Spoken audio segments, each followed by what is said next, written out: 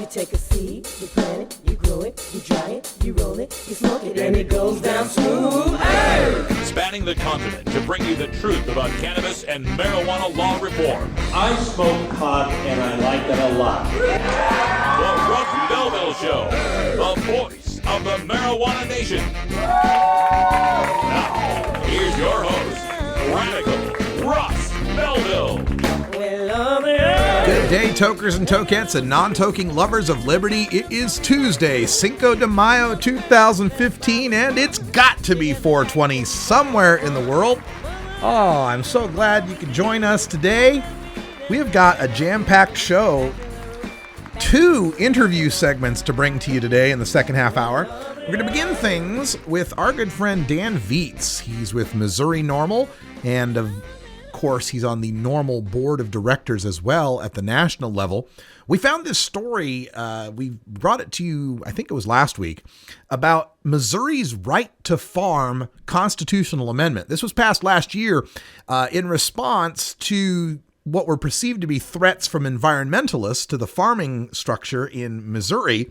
And in a very, very narrow victory, some 2,700 votes out of about 2 million, I think it was, this right to farm amendment was added to the Missouri Constitution. Now, a very clever public defender is using it to defend a client charged with marijuana cultivation, claiming that according to this amendment, the state of Missouri has no right to ban the farming of cannabis. We'll talk to Dan Viets about that and see how that case may run down in the state of Missouri. Also on the show today, in the second segment of the second half hour, we got a very interesting conversation coming up with Ann Armstrong and Alan Gordon. They refer to themselves as cannabists as a religion. They believe in a Christian interpretation that claims that cannabis is the cannabosum that is referred to in the holy anointing oil of the book of Exodus in the Christian Bible. So they have applied for a permit to do basically a ceremony, a prayer ceremony involving cannabis at a memorial, at a national park memorial in Rhode Island, the memorial for Roger Williams, basically the founder of our religious liberties, and appears that the permit has been approved. We'll get into the details of that, but if this is true and they're able to conduct their ceremony unmolested by the federal government, this may be a precedent that declares that religious use of cannabis is a First Amendment right under our Constitution. I'm really excited about this conversation. Even as an atheist, I think it's very fascinating from a constitutional level. So we'll talk to them about that in the second segment. But also coming up on the show today, we've got a drug war data mine for you coming to you from Denver, Colorado, where voters today are deciding on city council elections. We interviewed Kayvon Kalatbari. He is from the Denver Relief Dispensary in Denver, and we had that on a couple of weeks ago. If you missed that interview, check out my new SoundCloud page that I've been uploading to. It's soundcloud.com/radicalruss. And the interviews that I do, I am now going to be archiving audio only out there on SoundCloud so that they can be embedded and shared with people all across the internet. So check that out, soundcloud.com/radicalruss. Still got my videos up at youtube.com/radicalruss as well. Also on the show today and behind the headlines, we're taking a look at a headline from Florida that declares the pot princess was sentenced to 24 years in a fatal wrong-way crash. We'll show you just how misleading that headline actually is. But everything starts today with the 420 radio news. And in the news today, we've got legislative information coming to you from the Louisiana Senate on medical marijuana, Hawaii's Senate on medical marijuana dispensaries, Colorado's legislature on medical marijuana for school children in the schools, Texas's legislative committee approving a decriminalization measure, and black farmers in Florida complaining about the CBD-only law restrictions on medical marijuana production. All that coming up in Hour 1 of the Russ Belville Show. Stay tuned for Hour 2, Toker Talk Radio. We'll take your calls at 84-420 Radio. All right, got to get some sponsor messages. We're back after this. You're tuned into the Russ Belville Show, the voice of the marijuana nation.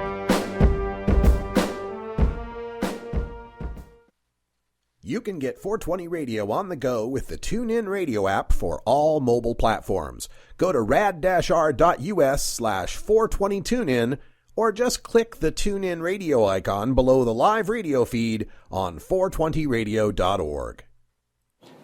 420 Radio is brought to you by Sacred Serum, who is focused on creating elegant and sophisticated cannabis solutions through its line of dispensers and vaporizers that come preloaded with the world's finest cannabis concentrate. Sacred Serum's concentrate is made on pharmaceutical-grade supercritical CO2 extraction machines that use absolutely no butane or other toxic chemicals. The Vesica, the company's innovative new way to dab and frost, is now available in dispensaries across California. Sacred Serum, elegance and sophistication concentrated. Connect with 420radio.org through social media, on Twitter at 420radio.org, and our Facebook page at 420radio.org. Follow us and like us today. You'll be glad you did. Are you tired of storing your herb in back alley baggies? Then keep your herb fresh and protected with Pottles. Pottles are airtight and odor-free. Not to mention they're reusable, BPA-free, and UV-resistant. Pottles come in a variety of sizes, styles, and colors, so go check out Pottles at mypottles.com. Use the code STASH to get an additional 10% off. Again, that's mypottles.com, mypottles.com, and tell them Radical Russ sent you.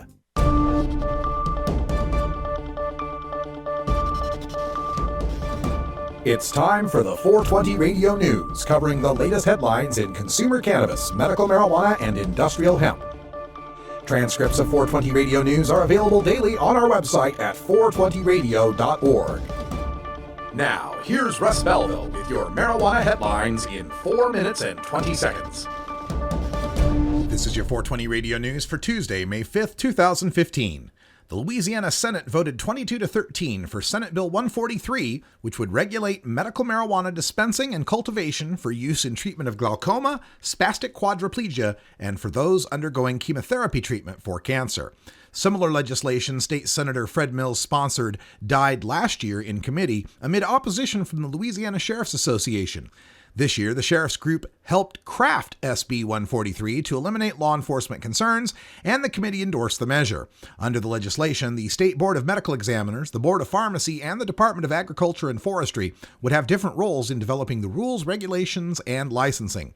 The therapeutic marijuana could only be dispensed at 10 pharmacies in the state.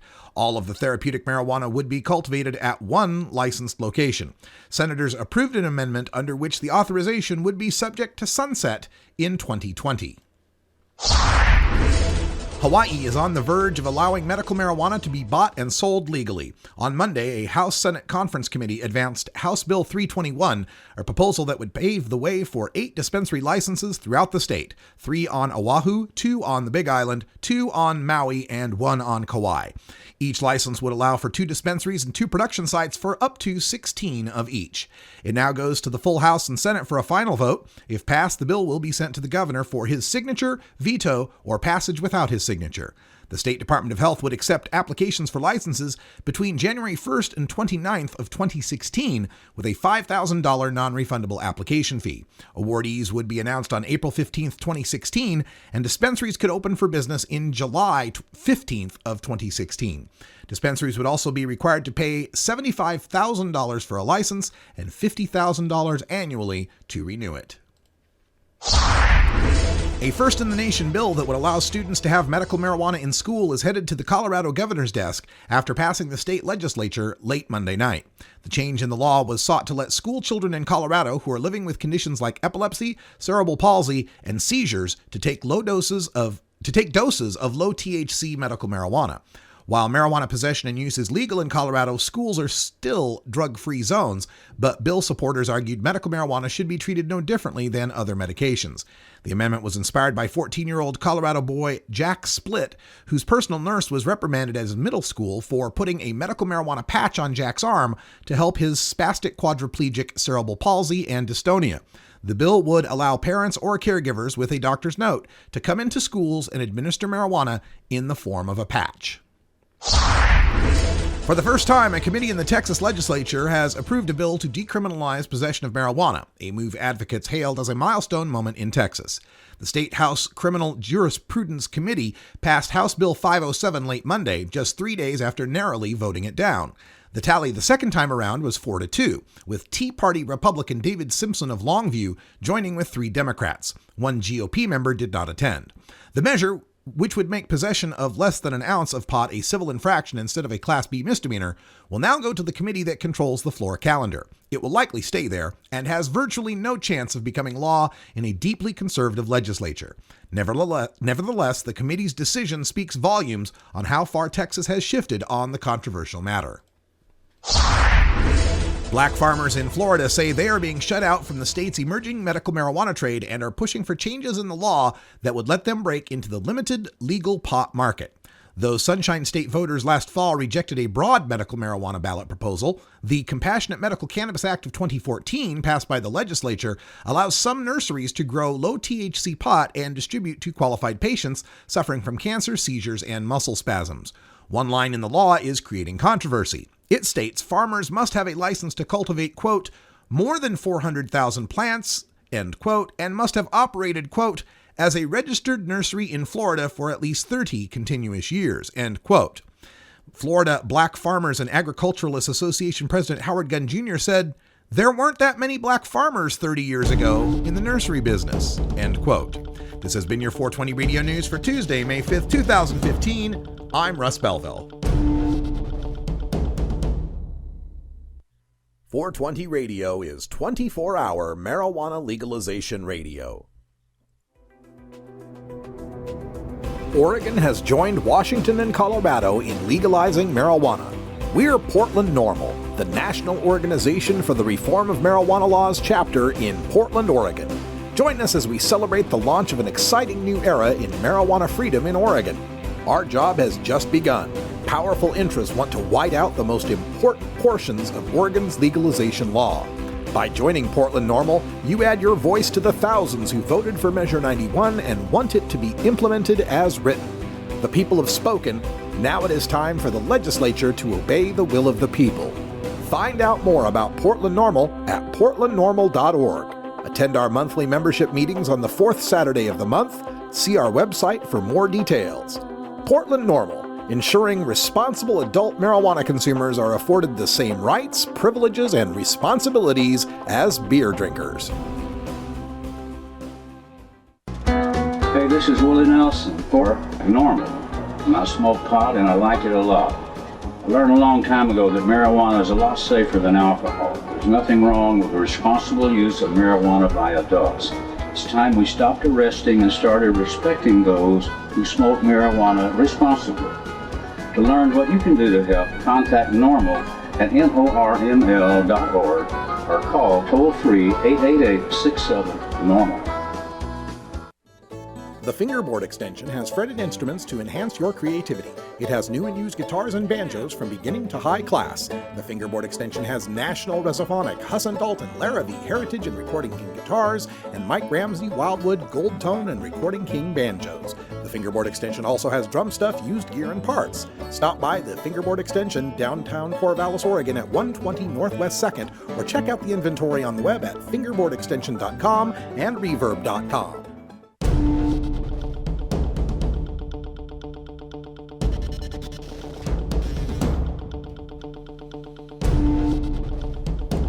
Welcome back, everyone. Time for us to go behind the headlines, and today I'm taking a look at Channel 7 News, WSVN.com in Miami, Fort Lauderdale. And I happened upon a headline today, and I got to tell you, I've read headlines and covered the news in marijuana for a decade now, and I've seen a trend that happens, especially in red states or states where there's going to be a upcoming discussion on marijuana at the political level. And it always seems to me that there are certain enablers within the media who find these sneaky little ways of helping our opponents to cement their talking points. And the headline today that was brought to my attention says, "Pot Princess sentenced to 24 years in fatal wrong way crash." All right, so right from the headline, we get the talking point of the prohibitionists, the stoned mayhem on the freeways. The pot princess apparently drove the wrong way, ran head on into someone, killed some people, and so the pot princess needs to do 24 years in the slammer. All right, so we've set the headline, right? The pot princess, fatal wrong way crash. We go to the first paragraph. The woman responsible for killing 2 South Florida women in a fatal wrong-way crash minutes after taking to social media to post that she was, quote, too drunk to care, end quote, has been sentenced to 24 years in prison. Wait a minute, wait. She texted too drunk to care? Not too stoned to care. Okay, let's go on. We get to the second paragraph. It discusses the woman. Her name is Kayla Mendoza. She's 22 years old, who described herself on her Twitter account as the pot princess. Oh, okay. So she tweeted too drunk to care on a Twitter account where she calls herself the pot princess. Okay. Well, she pled guilty to 2 counts of DUI manslaughter in the deaths of Caitlin Ferrante and Marissa Cantronio, who were both 21 years old. So this is a sad story. 22-year-old woman runs into 2 21-year-old women. But again, remember the headline, pot princess sentenced to 24 years in fatal wrong way crash. Well, what did the pot have to do with it? So we're 2 paragraphs in. We found out that she posted too drunk to care. Her Twitter account calls her the pot princess. Paragraph 3, we get to the family members in the courtroom wearing t-shirts with the victims' faces on them. Paragraph 4, we learn that the driver broke both of her legs and suffered head injuries when she went the wrong way down the expressway, where the other 2 women were struck and killed. We get to the 5th paragraph where the father is sad because he misses his dead daughter.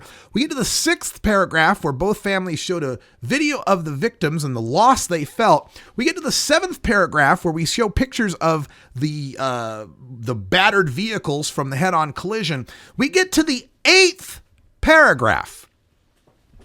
The 8th paragraph reads, according to court records, Mendoza had been drinking at a Coral Springs restaurant prior to the crash. Her blood alcohol record was nearly twice the limit, recorded at 0.15. She had been traveling for several miles at over 80 miles per hour.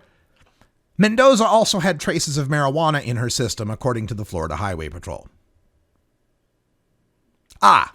So pot princess sentenced to 24 years in fatal wrong way crash. Turns out the pot princess was twice the legal limit drunk. The pot princess was speeding.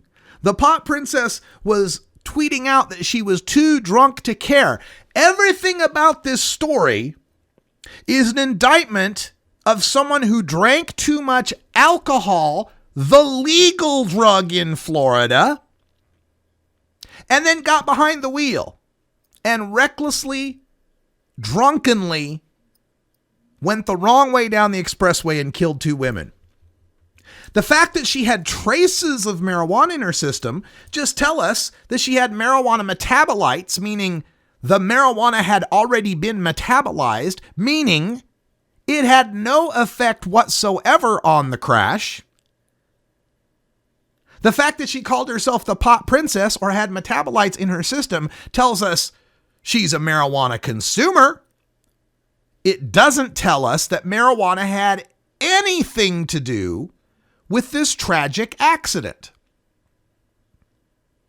Now, along with her sentencing, Mendoza will never be allowed to drive a vehicle, and on the anniversary of the accident, she is ordered to give $2 to charity, $1 in memory for each victim.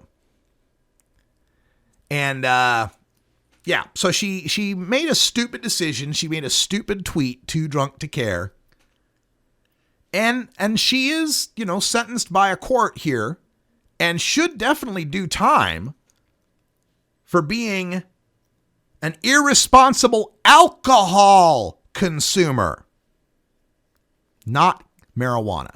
So this just shows you how a news organization can take a small sliver of a thread to connect this to marijuana, blast that in the headline, Pot Princess sentenced to 24 years in fatal wrong way crash, to cement the talking point, at least subconsciously, that marijuana leads to mayhem on the freeways. I'm sorry, Dave. I'm afraid I can't do that. I mean, really? It took till paragraph 8 to get to the point of telling your audience that she was twice the legal limit drunk. Amazing. Amazing job of journalistic malpractice there, WSVN.com. Be back with the drug war data mining. If you're in Denver, make sure you vote for city council today. We'll tell you who when we come back. 420 Radio, the activist radio station.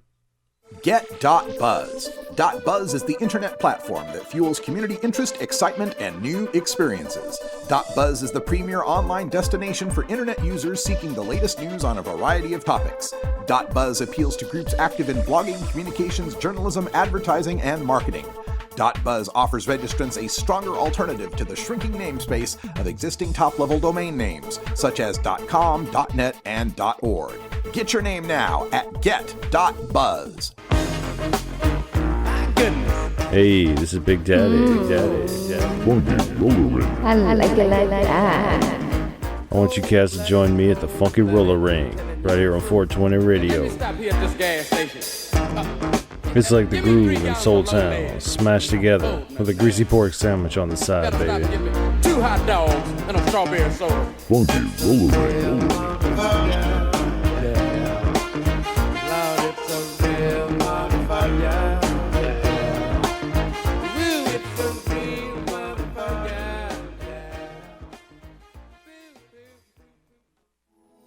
Support for 420 Radio comes from Kick-Ass Cannabis and Veggies, a guide to gardening with nature, authored by Kip Zonderkopf. Based on the ethos that a living soil is the foundation of a thriving garden, Kick-Ass Cannabis and Veggies is your guide to naturally growing resinous buds and nutrient-rich veggies. Get the ebook now with instant download at kickassorganics.com. Previews available on Amazon, iTunes, Nook, Google Play, Kobo, and many other online retailers. Arguing for the end of adult marijuana prohibition is easy because we have facts, science, reason, compassion, evidence, truth, and logic on our side. It is even easier when researchers catalog it all for us. Learn how to gather the facts on marijuana use, arrests, seizures, rehabs, drug tests, and more in this edition of Drug War Data Mining. Welcome back, everyone. In the Drug War Data Mines today, we head to the city of Denver, Colorado, where they are collecting the ballots as we speak for the Denver City Council elections. There are a couple of candidates that are running for the city council who are very, very friendly to our perspective. That would be Kayvan Kalatbari and Chris Ciani, I think his name is. I'll have to look that one up and make sure. But both of them very pro marijuana industry.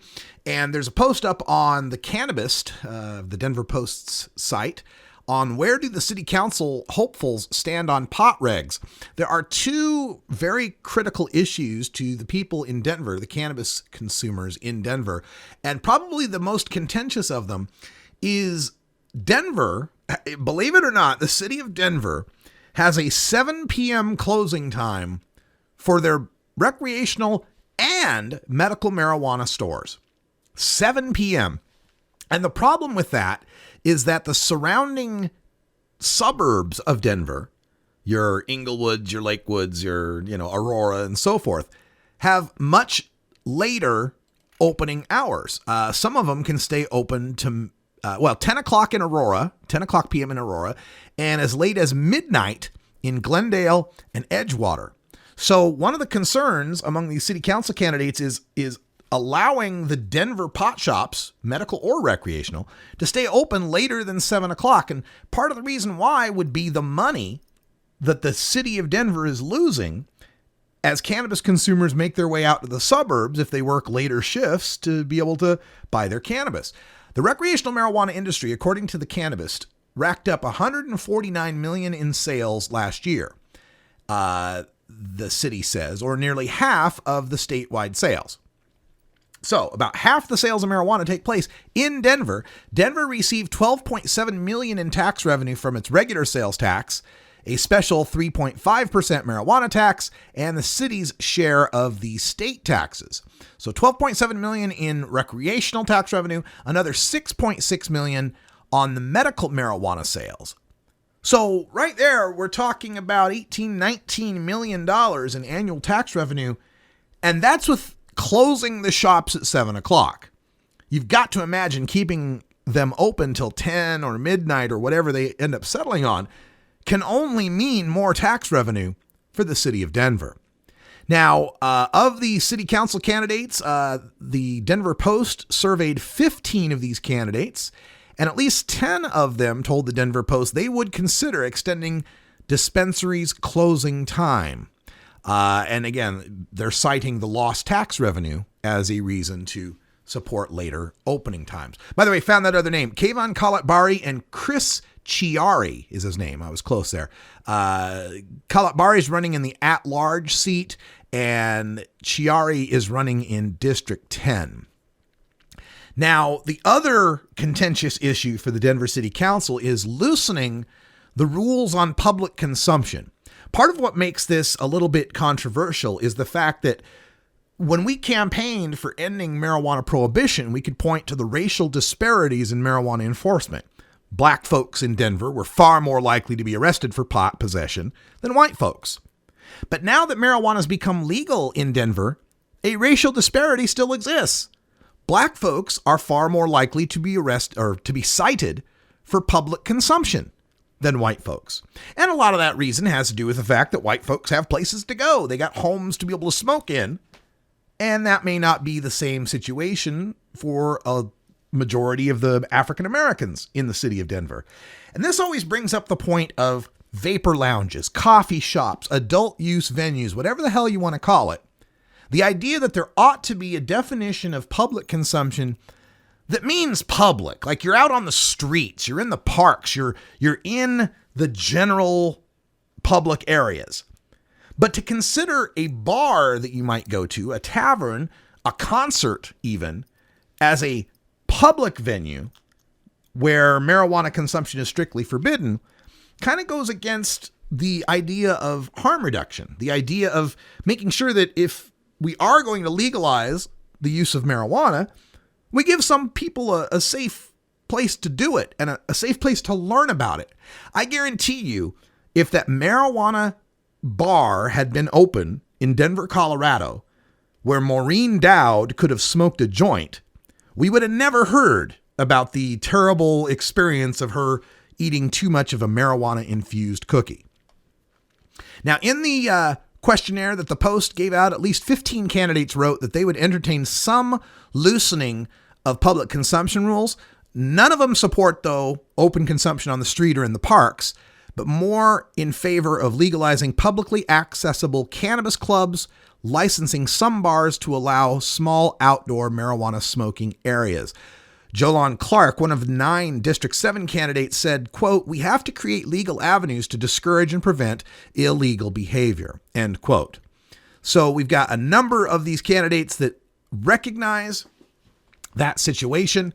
Unfortunately, the city's interpretation of Amendment 64 and Amendment 20 say that consumption is not allowed if it's done openly and publicly. So these are considerations. Make sure you vote in Denver. 420 Radio, the home of marijuana experts. Growing plants indoors can be a rewarding hobby, but electricity bills can go through the roof.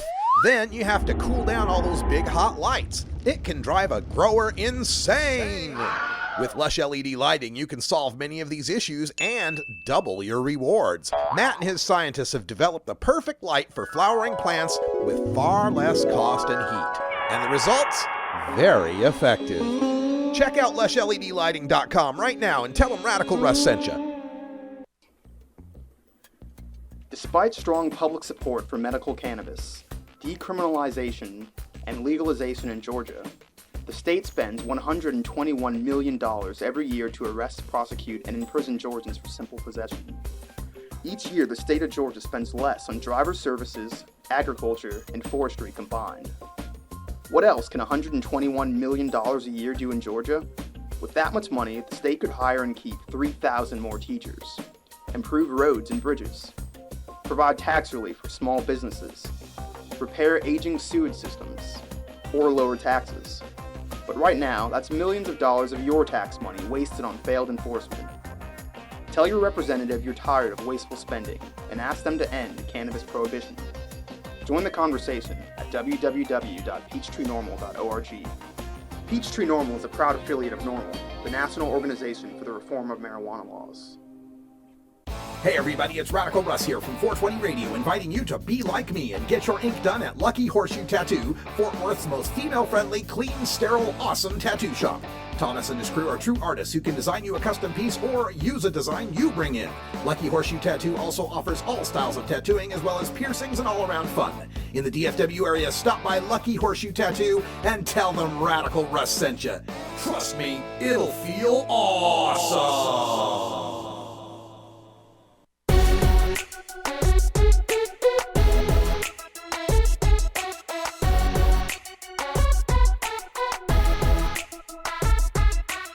In the marijuana law reform movement, the cannabis community is represented by thousands of dedicated defense attorneys fighting to end prohibition and keep us free.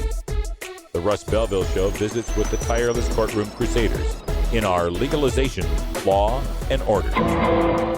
Welcome back, everyone, and joining us in Legalization, Law, and Order today, we've got Dan Viets from Missouri. How you doing, Dan? Very well, Russ. Thank you. Thank you for joining us. Of course, Dan is the head. Are you still the executive director of Missouri NORML? Is that still correct?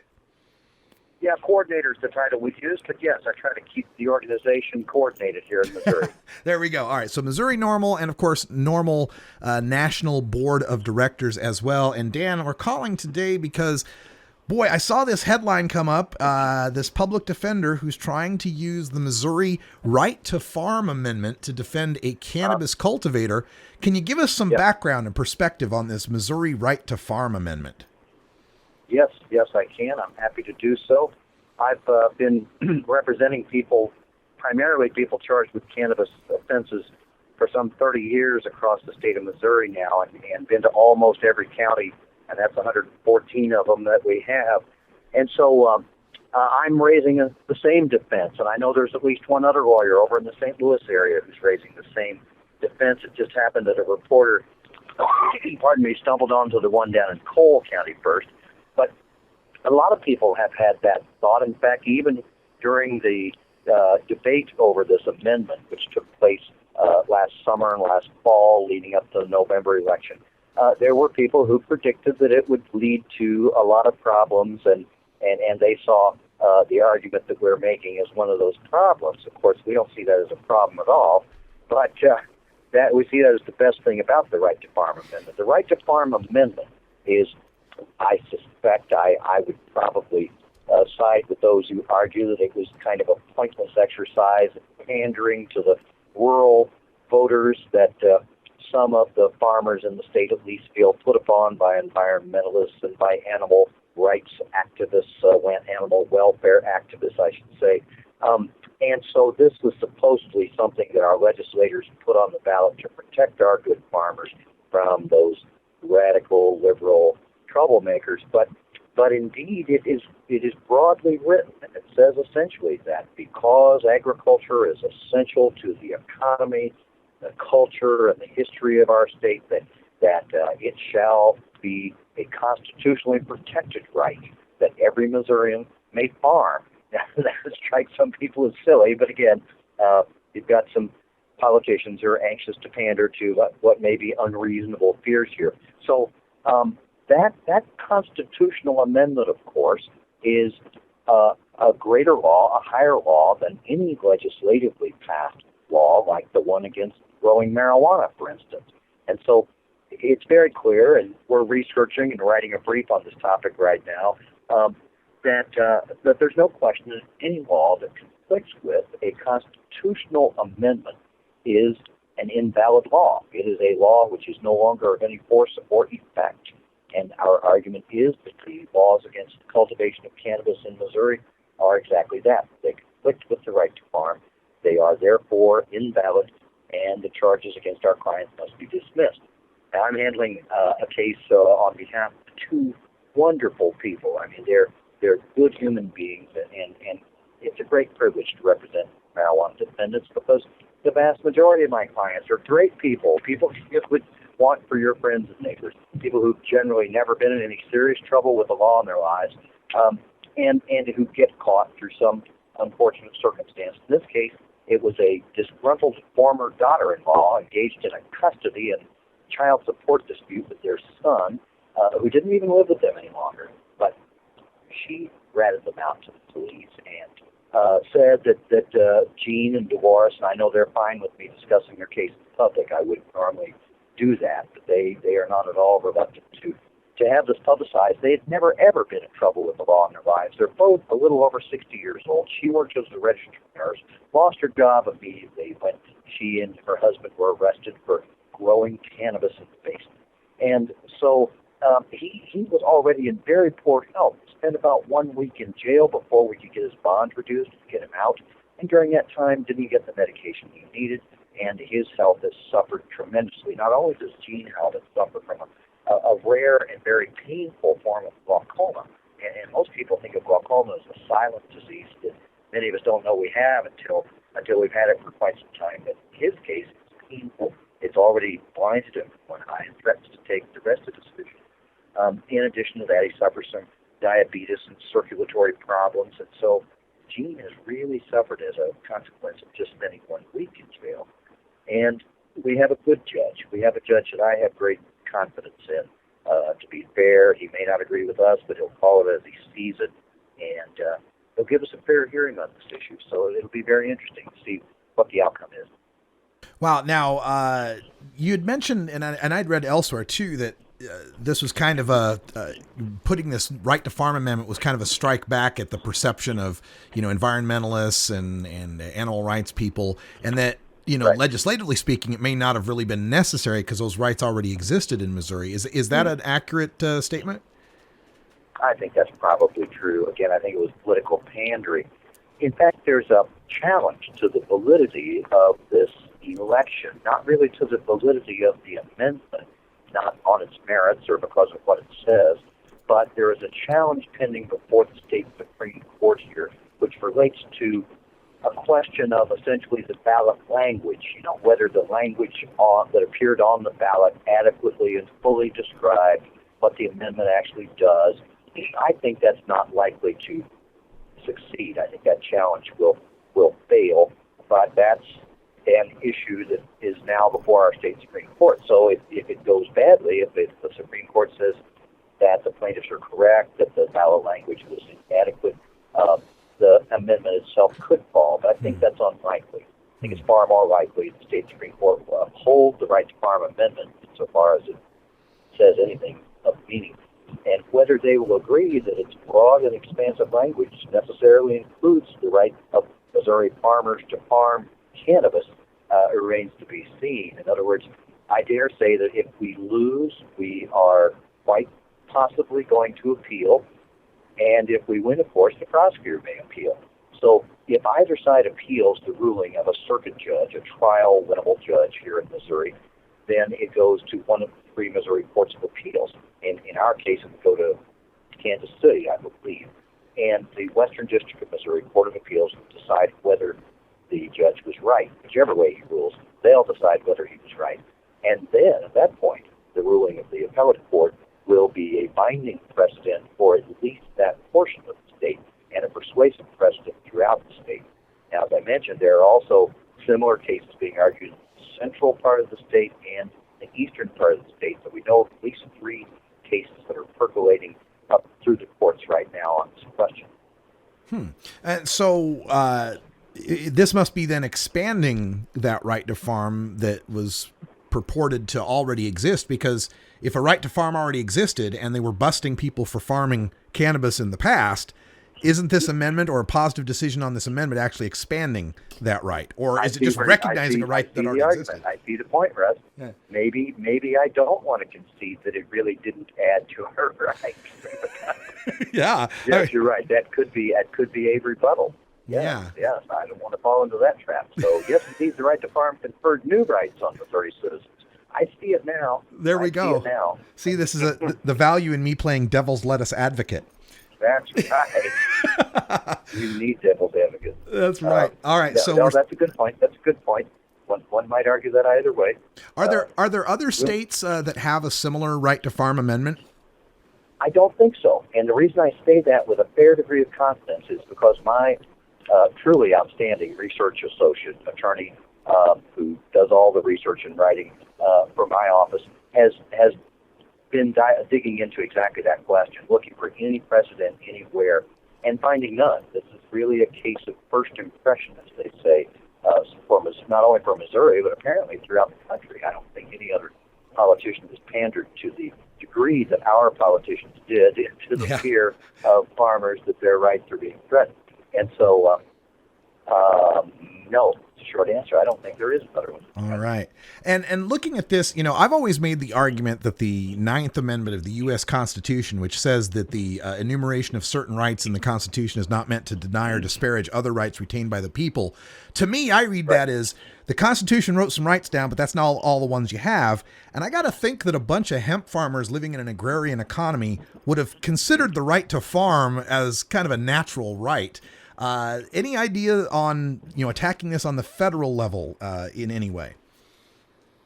Well, that's a great argument, too, and one that I've just made a note to incorporate into our brief. But I don't think we would get far, although I don't mean to be closed-minded about this. I want to be exactly the opposite. But I guess my first instinct, my first thought is that I'm not aware of any federal holding that would arguably encompass the right to farm. The Supreme Court has basically betrayed the founders in the sense that they have pretended they just can't figure out what the 9th and the 10th Amendments mean. They just think they're incomprehensible. They have no problem comprehending the rest of what these same guys wrote. They imagine they can read the minds of the founders all the time on the first 8 amendments and the rest of the Constitution. But they just kind of throw up their hands and say, gosh, we just can't figure out what these amendments mean. Who knows what these things mean? I mean, that's not everyone, but that's the majority of the Supreme Court's basic rationale for not expanding our rights, not recognizing other rights are protected by the 9th and 10th Amendments. So, I don't know, I guess I think that they probably won't buy that argument. But I do like the point that, and we will incorporate in our brief, of course, the point that farmers, not only the founders, but farmers in Missouri in particular, through at least the early 1900s, cultivated a whole lot of hemp. Yeah. And that's what we're talking about doing now. You're absolutely right, is cultivating hemp. And so there is a great deal of history there. There's a great deal of precedent there. You may recall, I think we may have talked before about a Civil War battle here that is known as the Battle of the Hemp Bales. Yeah. And in Lexington, Missouri, near where I'm driving right now on Interstate 70, is a very historic town. Lots of antebellum architecture in Lexington. And early in the Civil War, September of 1861, a crucial battle was fought there. Lexington was then the 4th largest town in the state. It's situated on a high bluff above the Missouri River. The river then, of course, was a far more important road of commerce and military operations. So you could control the Missouri River from that high bluff. I mean, you got one piece of artillery, you could knock out any boat on the river. And so it was important to control Lexington. Federal troops from Chicago marched into Lexington in September of 1861 and took the town, basically. They took the money out of the bank, which was like an especially outrageous move. Where did they get off? Stealing everyone in town's money, essentially. They took the money out of the bank. They built themselves a fort up on the bluff above the river. They cleared away all the brush, trees, and natural cover for a wide space around that fort and dug in. Wow. And so Missourians had marched north from Springfield, Missouri, where they had just won a big victory. And these guys were, the Missouri State Guard, not Confederate troops, but State Guard. And they were very patriotic to the state of dispensary. Back in those days, people had a lot more identification with their states, I think, than we do now. Well, Dan, thank you. I'm afraid we're out of time. I have to call it and just remind you that all the legal advice you receive from me is worth exactly what you paid for it. So good luck with that. Oh, at least, Russ, no doubt about it. You've given us a lot of thought. Okay, good luck with the case. We'll talk to you again later. Russ Belville Show. Very good, the Russ. Voice of the Marijuana Nation. 420 Radio, fighting prohibition since 2012. At Herbie's Cannabis Seeds, we pride ourselves on bringing you the best quality seeds from the world's most respected cannabis seed producers, all at the lowest online prices. You can find Herbie's Seeds at herbiesheadshop.com. All cannabis seeds are sold as souvenirs and as a means of preserving cannabis genetics. Herbie's Seeds in no way intends to condone, promote, or incite the use of illegal or controlled substances. We strongly urge all prospective customers to check their national laws prior to placing an order. Herbie's Seeds at herbiesheadshop.com. Proud sponsors of the Russ Belville Show and 420 Radio. Jive, Mary, Grifo, grass, hay. Technically, it's Cannabis sativa, the common name, marijuana. She has found a crutch to see her through her difficulties instead of facing up to them and coping with them. And in time, she may be ready to try something different, something better.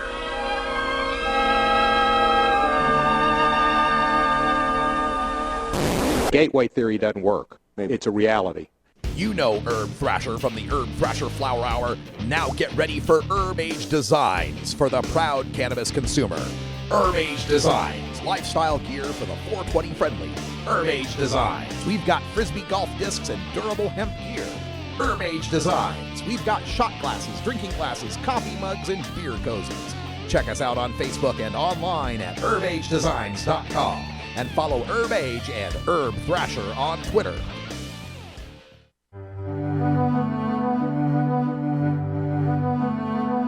Reforming America's marijuana prohibition laws takes education, lobbying, and voting.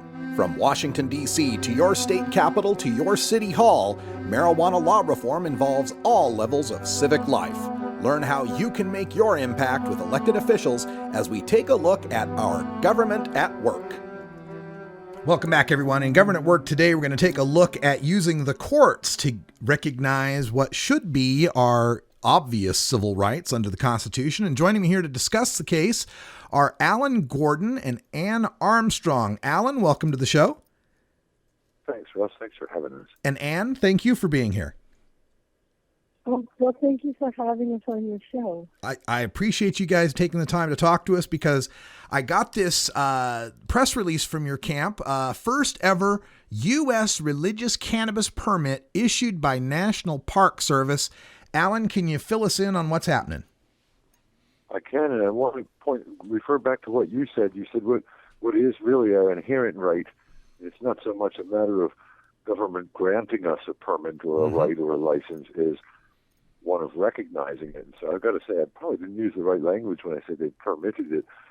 The Park Service has given us a permit to have a larger than normal rally at the birthplace of religious freedom in the United States. That's Roger Williams National Memorial in Rhode Island. And we specified that we would be using and sharing cannabis-based sacred material there. We went back and forth with them. They consulted with some federal attorneys. It took about 2 weeks. They asked some questions about safety and distribution and church membership and driving. And they came back with a permit that was very narrowly and carefully worded that grants, or let me say recognizes, a right that is inherent or God-given.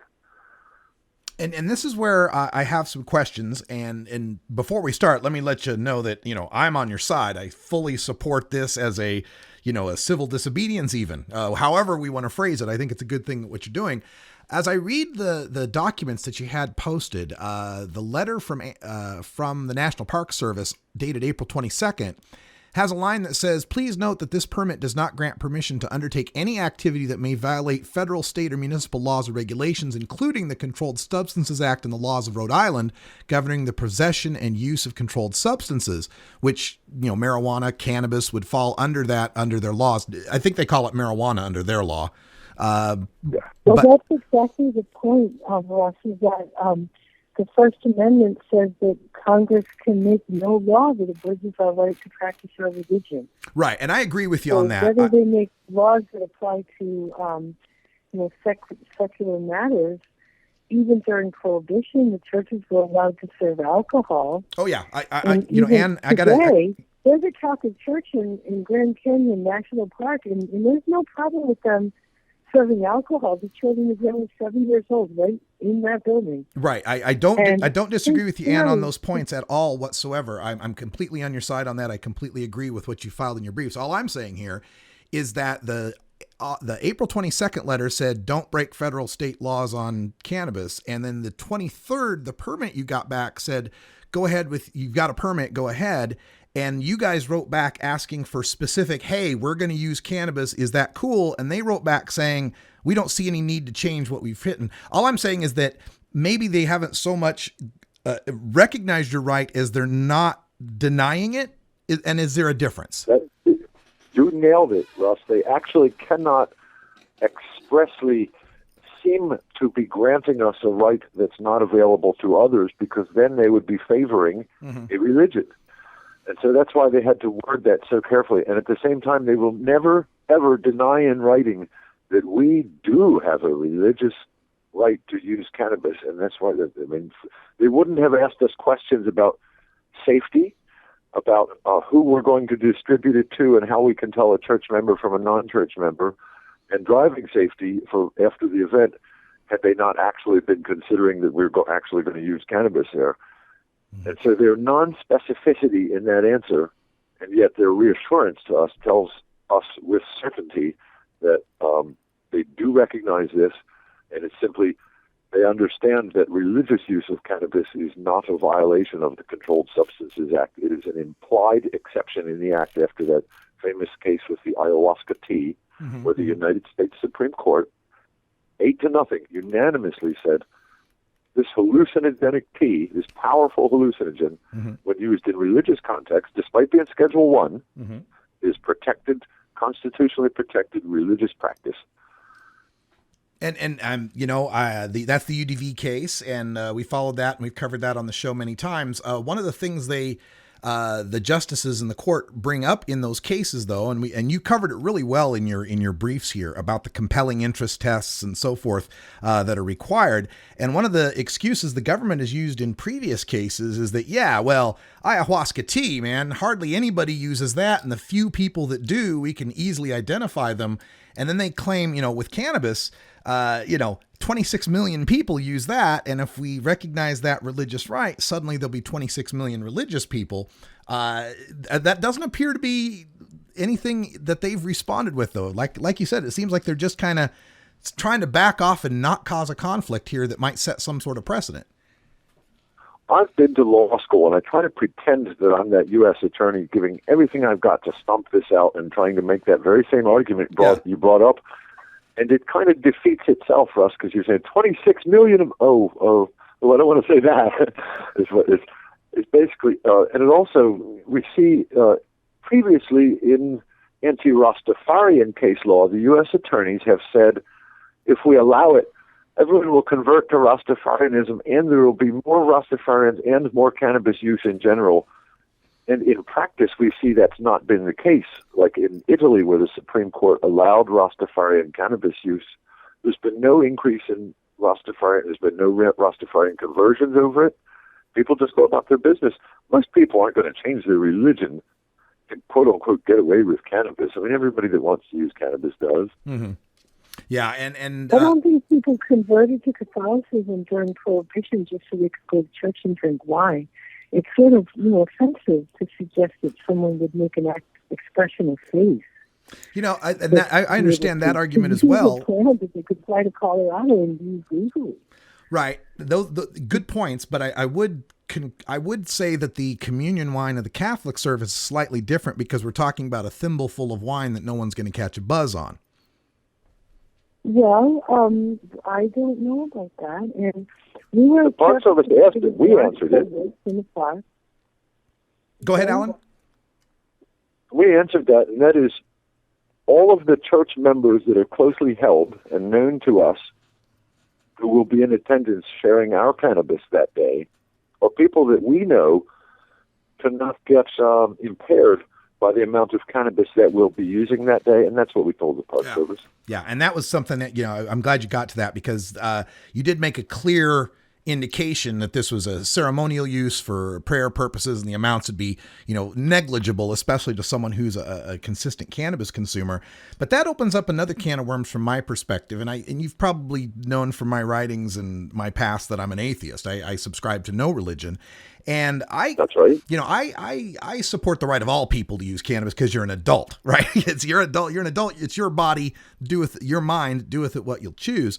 And so when we talk about these cases of religious use and exemption for prosecution for religious use, I feel a little, left out. I feel like because I won't subscribe to a particular creation type story, I continue to get prosecuted for my cannabis use. I think one of the things the justices bring up when they have ruled on those previous Rasta cases wasn't so much that everyone's going to convert to Rastafarianism. It's that suddenly there'll be a million churches of the holy plant of one form or another of people making up religions in order to avoid prosecution. Well, I'd like to really speak with that because you hit upon the coolest thing in the world. I want you to know that your perspective is the same as the perspective of the man that I consider to be the top cannabis scientist in the world currently, aside from Dr. Mitchell, who's honorary, and that's Dr. Melamed. And he, just like you, is an atheist, and he has had trouble because he's not allowed to testify in court on a scientific basis, for instance, that he's observed X number of hundred cancer patients get better on cannabis oil, or Crohn's patients, or whatnot. He's not allowed to say that because of strange rules of evidence in the United States that are stacked towards the corporate. Yeah. They're prohibited from saying that. However, we see this irony where a cop can murder somebody and go in and say, I believed he had a gun, and gets away with it. So Dr. Melamed figured out, he's an atheist like you, if he starts a church of science, he may then use the religious context of litigation to testify to that which would ordinarily be inadmissible, i.e. the direct health effects of cannabis that he's observed, even though they haven't been scientifically through the pharmaceutical testing procedure that is so difficult to apply with cannabis. And he's got a great point. Now, with regard to atheists and their rights, I must insist that an atheist has a religious right to use cannabis outside of the context of religion. You are absolutely right. The governments and courts may not grant special rights to churches that aren't available to non-believers. That would be utterly and inappropriately unconstitutional. You're absolutely right. The religious right to use cannabis must extend to atheists. Well, thank you. And it does, I argue. I love that. And that's been, as someone I'm fascinated by constitutional law and the case law around it. And to me, a reading of the First Amendment, especially in the context of the rest of them, really speaks more to a freedom of thought, a freedom of cognitive liberty, however you structure that, whether it's through a God structure or a science structure or whatever it might be. You have the right to think and do what you feel, so long as you're not harming anyone else. I really wish that was the standard for all of us. It would make life a lot easier, wouldn't it? Well, we see right now expressed what our courts think is the power of belief. For example, when we see these sad, tragic cases when policemen have been afraid and have, killed someone, maybe a young person, and then they say they believed that their life was in danger, and that's acceptable to the courts because their belief raises it to something that's untouchable. That's a good Isn't point. that religion? That's a really good point, Ann. I appreciate that. Unfortunately, I'm up against the back of the hour and we've run out of time, but I want to give you guys a chance to give any connections, contact information, websites if you'd like to have people help you out. Alan, let's start with you. Well, Ann Armstrong is the star of this show. She is a prophetess. There's no male ego in the movement bigger than mine, but I know when to step back. So if anybody wants to know more and follow what's going on, look just on Facebook, even Ann Armstrong, or Google her, and look out for the Providence Journal. They're doing a mainstream news article tomorrow. The event is the 23rd of May on Saturday. May 23rd. Looking forward to it. Thank you, guys. I appreciate your call. This is the Russ Belville Show.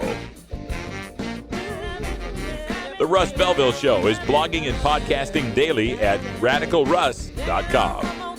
That's all the time we got for our first hour, but stay tuned. Hour 2 is coming up next, and to my caller still hanging on the line, if you guys want to stay with us, we'll talk more about this in Hour 2. For everyone here from Rolling Day Studios, I'm Radical Russ. Thanks for joining us, and until next time, take care of each other, tokers.